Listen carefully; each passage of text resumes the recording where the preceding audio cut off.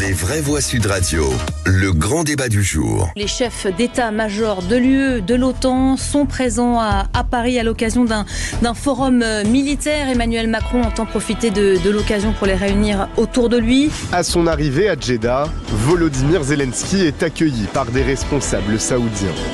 Le président ukrainien a rencontré le prince héritier Mohammed Ben Salman, tout comme le secrétaire d'État américain, meneur de la délégation avec laquelle il discutera mardi de l'avenir de la guerre contre la Russie. Et la fin des hostilités, on n'y est pas du tout. Kiev a lancé ce matin une attaque massive de drones sur la capitale russe. Sur les bords de la mer Rouge, à Jeddah, mais aussi sur les bords de la Seine, eh bien, ces discussions vont marquer le début d'un processus qui sera sûrement très long.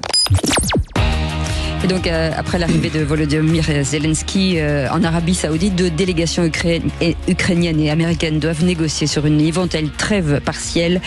Des attaques de drones ukrainiennes ont fait 3 morts à Moscou, en réplique aux frappes meurtrières de l'armée russe ces derniers jours sur l'Ukraine. Alors parlons vrai. Pensez-vous que les représentants ukrainiens ont un poids réel face aux Américains? Et à cette question, Zelensky en Arabie Saoudite, peut-on espérer une résolution du conflit?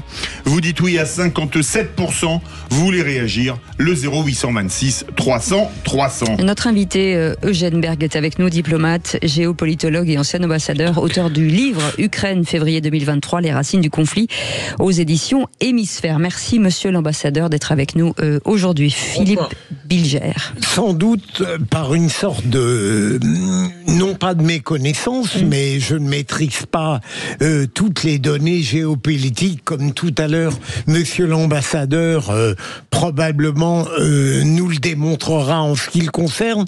Je ne suis pas persuadé que tous les processus qui sont mis en œuvre à l'heure actuelle soient contradictoires. D'une part, l'Europe reprend du poil de la bête grâce à Donald Trump, paradoxalement.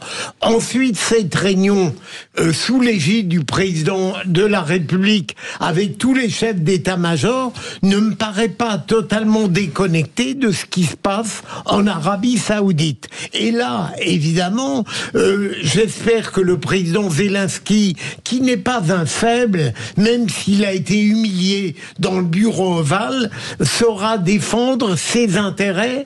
Et je relis, avec l'attaque massive de drones, ces péripéties en Arabie Saoudite, avec ce qui se passe sous l'égide du président Macron et le retour de l'Europe. Donc je ne suis pas profondément persuadé que l'Europe soit mise sur le banc de touche, pour poursuivre la métaphore sportive. Sébastien Génard. Pardon. Moi, encore une fois, comme quoi Philippe Bilger ne dit pas que des choses inintéressantes. Je me serais pas permis, monsieur. Mais pas que, mais beaucoup quand même. Je vous retourne le compliment. Mais il n'a rien dit encore. Justement, l'incertitude est en votre faveur. J'en ai quelques-unes en tout cas sur ce dossier-là. Ce qui est en train de se passer, notamment, revenons à cette délégation américaine qui décide d'amener Zelensky ou de faire accueillir Zelensky, etc. Il faut juste que nos auditeurs, quelque part, comprennent, pour celles et ceux qui ne sont pas initiés, et je parle évidemment sous couvert de notre intervenant ambassadeur, c'est que l'axe USA-Arabie Saoudite, il n'est pas d'hier. Voilà, c'est un axe extrêmement fort. Il date de la fin de la Deuxième Guerre mondiale. Oui, mais il date aussi pour les plus contemporains, j'en suis désolé, mon cher Philippe David, c'est entre 2017 et 2020, les relations entre l'Arabie Saoudite et les États-Unis, donc sous Trump 1, n'ont jamais été aussi puissantes, aussi fortes, jusqu'à finalement faire en sorte que le prince MBS, qui avait fait un espèce de coup de palais, etc., soit adoubé sur la scène internationale par l'aide du clan Trump. Ça, c'est la première chose. Donc l'axe, j'ai envie de dire, Washington-Riyad, il existe. L'amitié entre le clan Trump et Mohammed Ben Salman est bien réelle. Donc le fait que on fasse aujourd'hui, et que l'Amérique ait décidé de faire de cet épicentre économique du néo-capitalisme qu'est l'Arabie Saoudite, le supermarché de la diplomatie 3.0, aujourd'hui ne m'étonne pas.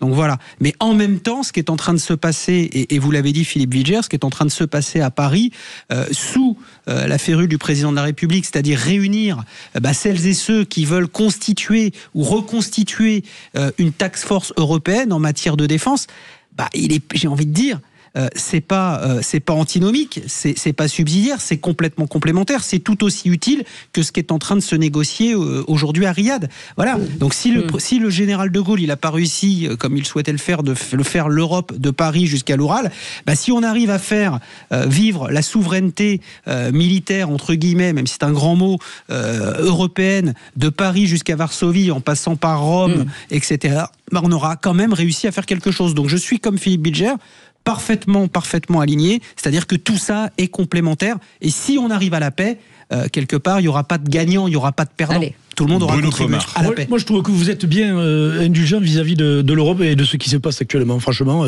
on est en marge totalement. Alors, on réunit les chefs d'état-major des armées des pays européens. Ouais. Et pendant ce temps, se passe totalement ailleurs qu'en Europe, c'est-à-dire en Arabie Saoudite, le premier producteur mondial de pétrole, des négociations bilatérales pour retrouver la paix, pour retrouver la stabilité dans ce conflit. Moi, je trouve que vous êtes vachement sympa. Je trouve qu'on n'est pas du tout à la hauteur. On a eu Macron qui est allé aux États-Unis, c'est défendre le beefsteak devant Trump. Bon, c'est courageux de sa part, mais visiblement ça n'a pas servi à grand chose. Et là, on voit bien que d'accord. Il a été reçu justement parce qu'il a entre les mains la dissuasion nucléaire, et c'est la raison pour laquelle il a été reçu. Et c'est pas neutre. On lui a fait peur. 68 millions d'habitants face à 350 millions, on fait vachement peur. Enfin, 300 ogives nucléaires, je peux vous assurer que même à 70 millions d'habitants, mais c'est ce qui ne fait pas peur du tout. Trump, franchement, l'a pris un petit peu à la légère, à mon sens. Et je trouve ça dommage. Alors, moi, je veux bien que l'Arabie Saoudite se mêle de tout ça compte tenu des relations avec les États-Unis, mais encore une fois, on est en dehors du jeu. Ça, c'est clair. Un invité, messieurs, s'il vous plaît. Eugène Berg, est-ce que c'est pas la première fois dans l'histoire de l'humanité qu'un conflit entre Européens on essaie de trouver une issue hors d'Europe? Là, écoutez, vous me posez une colle, je vois pas. Alors j'ai réfléchi, j'en ai trouvé aucun. C'est pour ça que je vous pose la question. Oui, bon. Il y a eu un conflit entre la Russie et le Japon en 1905 et qui a été réglé justement aux États-Unis. Oui, mais c'était pas un conflit entre deux pays européens. C'est pas deux pays européens. Alors permettez-moi, j'ai écouté attentivement votre discussion qui me paraît passionnante. Vous avez pratiquement tout dit. Bravo, je dirais que vous m'avez bien écouté. Sérieusement, je vais ajouter des choses à votre réflexion. C'est vrai, d'accord avec vous, Trump joue finalement habilement. L'erreur des Européens, c'est d'avoir pas suivi le précepte de Theodore Roosevelt, vous savez, le président qui est l'oncle du second, quoi, en quelque sorte. Il disait qu'il faut parler doucement, mais avec un gros bâton. L'Europe, elle a parlé au contraire fortement, et elle n'avait pas de gros bâton. Elle est en train de se constituer ce gros bâton. Mais se constituer ce gros bâton, c'est se réarmer, augmenter les dépenses, avec des milliards qui vont tomber du ciel. On ne sait pas comment, mais bon, on le trouvera un jour ou l'autre. Mais attention, ce gros bâton, il est petit, il va devenir gros dans 5-10 ans. Et d'ici là, les jeux seront faits. Cela dit, le deuxième, pour ne pas désespérer, sans l'Europe, l'Ukraine est assez seule finalement. Elle n'est pas vraiment aidée par les États-Unis de Trump, comme elle a été évidemment par Biden. Elle sera sans le soutien de l'Europe, qui est important. Un soutien diplomatique et aussi, disons, des financements. Sans ce soutien, l'Ukraine aurait été seule. Donc, elle va négocier, puisque son but, c'est de satisfaire les exigences de Trump. Autrement, elle sera complètement lâchée. Vous l'avez dit, plus d'aide militaire, plus de renseignements, plus de cyber, plus de Starlink. Pour l'instant, elle repose sur l'Europe. C'est-à-dire que l'Europe lui a promis des armes, des financements, et de lui apporter une garantie lorsque ces négociations qui ne font que commencer, attention, moi j'ai commencé ma carrière, j'étais stagiaire de négociation du Vietnam, ça a commencé en 68, ça s'est terminé en 73. Bon, ça là vont être plus rapides. On le promet la fin pour le 9 mai, bon, pour le 80e anniversaire de la grande guerre patriotique, comme disent les Russes, sous la Seconde Guerre mondiale, peut-être que ça sera au-delà. Mais on a un marchandage. L'Europe a été absente, il faut qu'elle intervienne à un moment ou l'autre. Elle est en train de se préparer. Vous savez, finalement, j'ai bien regardé le timing d'une espèce de négociation. Ça a commencé par une négociation, une rencontre États-Unis-Russie après 4 ans de non-négociation. Maintenant, on est à la deuxième étape, États-Unis-Ukraine. On va sortir dans quelques heures et vraisemblablement avancer. Et la troisième étape, ça sera effectivement une négociation élargie entre tout le monde. Et il faut que vraiment l'Europe intervienne. Il ne faut pas que l'Europe serve de tirelire, c'est-à-dire uniquement de financement. On vous demande de payer, on vous demande d'amener 10 à 20 000, et nous, on va prendre les terres rares. Vous voyez, c'est ça qu'il faut éviter. Il faut que l'Europe soit unie. On part totalement avec notre... Vous voyez, mais attention, tout ça, on marche sur des œufs. C'est une tapisserie qu'on est en train de faire. Elle est très subtile. L'Europe a un mot à dire, mais il faut qu'elle montre qu'elle est capable. Elle commence enfin à élever la voix et se fournir. Mais le temps est très court. Hein. On disait quelqu'un, oh là là, Proust est long, mais le temps est court. Et donc nous, on est pris par le temps. On part au 0826 300 300 avec notre auditeur du jour, Baptiste. Alors Baptiste, vous défendiez les arbitres de football. Est-ce que les États-Unis et l'Arabie Saoudite vous semblent de bons arbitres dans le conflit russo-ukrainien ? Est-ce que le prince héritier d'Arabie Saoudite, qui est donc un boucher de journalistes, et Donald Trump me semblent de bons arbitres? Alors si j'étais bonhomme, je dirais oui, mais en fait comme je suis une personne sensée, je vais dire non, évidemment.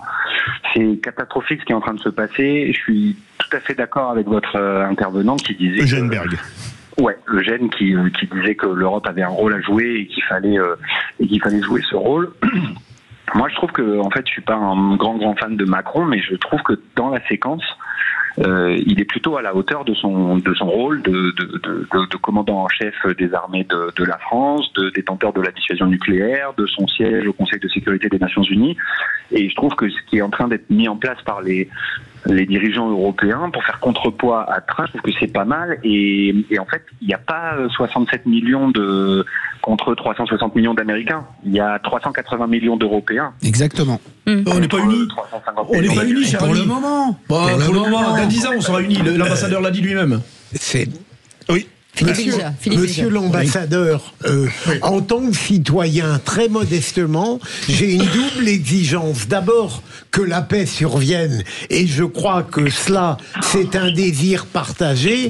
Et ma seconde exigence, est-ce que vous croyez que on peut échapper au risque d'une paix aux seules conditions de la Russie? Eugène Berg pour répondre à Baptiste et à Philippe Bilger.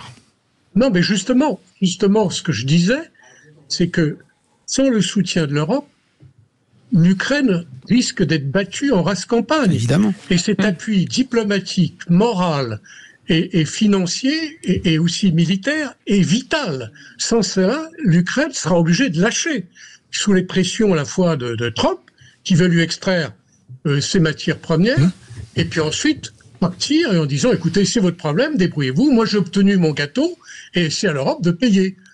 Donc il faut absolument qu'on évite ce cycle mortifère. On a encore souillé le temps. Voilà. Et ça, l'Europe peut. Le tout, c'est de savoir qu'est-ce qui est prêt à lâcher l'Ukraine. Il y a 2 ans, je me souviens, Kissinger, le doyen, on a beau le critiquer ou pas, il a dit qu'il n'y aura pas de paix sans une cession des territoires. Le problème, c'est de savoir lesquels, est-ce que c'est temporaire ou pas. Vous voyez, il y a 4 points à négociation. L'Ukraine ne veut pas être déshabillée, elle veut être encore armée. 2, elle veut des garanties de sécurité. 3, elle veut rentrer peu à peu dans l'Union européenne. Et puis elle est prête à devenir neutre, c'est-à-dire à renoncer à l'OTAN. C'était ça le vrai problème. Elle aurait dû le faire, à mon sens, dès le départ. Moi, j'ai écrit un article fin 21, voilà ce qu'il faut faire pour éviter la guerre. Ça se trouve chez conflit, vous voyez. Et malheureusement, je veux pas me mettre en avant, mais je suis persuadé qu'on arrivera à ce que je préconisais pour ne pas avoir la guerre. Malheureusement, on l'a eu, cette guerre. Et maintenant, il faut en tirer les conséquences. Et ce qu'on peut déplorer, c'est que on a aidé l'Ukraine par parcimonie. Lelouch l'a dit. On a attendu les tanks et maintenant, on livre des avions. Mais c'est trop tard. Il aurait fallu le faire avant. On l'a pas fait. Il faut en tirer les conséquences. Maintenant, il faut éviter le pire, c'est-à-dire une reddition totale de l'Ukraine. Mais malheureusement, on est rentré dans ce cycle. C'est-à-dire qu'on va se réarmer. Ça va prendre du temps. Ça va coûter de l'argent. Alors c'est bien beau de dire 800 milliards, mais où est-ce qu'on a les industries? Où est-ce qu'on a les hommes?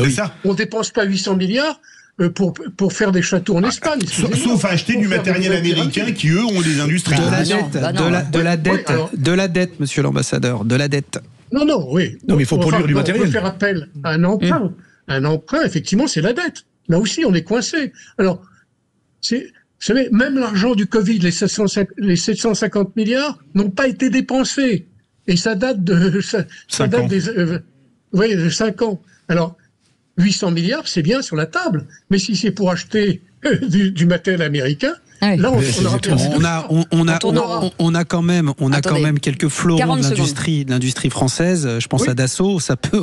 Avec ça, on a quand même de quoi construire quelques beaux avions, et on en a besoin. Oui. Et malheureusement, les Européens n'ont pas acheté. À part les Croates, les Grecs, les Russes produisent du matériel. Merci. On est toujours la remorque. Merci, messieurs. Voilà. Merci beaucoup, messieurs. Merci beaucoup, Eugène Berg, diplomate et géopolitologue et ancien ambassadeur, auteur du livre que l'on vous conseille, Ukraine, février 2023, les racines du conflit, aux éditions Hémisphère. Merci d'avoir accepté notre invitation. On fait une petite pause et dans un instant, une autre forme de bataille, beaucoup plus sympathique, mais il faut toujours qu'un seul gagnant. C'est comme à chaque fois. Allez, à tout de suite. C'est qui l'a dit? Absolument. Sud Radio, c'est vous qui donnez le temps. Bravo pour votre score d'audience, ça devient impressionnant. Faites attention, vous allez avoir beaucoup d'ennemis. Sud Radio, parlons vrai.